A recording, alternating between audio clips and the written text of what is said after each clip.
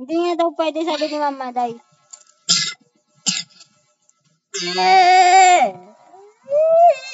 Naulan, no? Pupunta ka na naman dun sa kabila. Ano ba gagawin mo dun? Ano gagawin mo dun? Okay.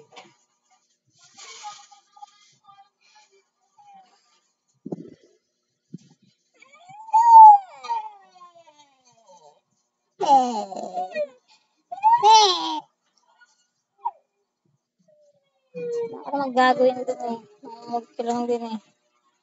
Mag-watch ka na lang TV. Saan ba gusto pumunta?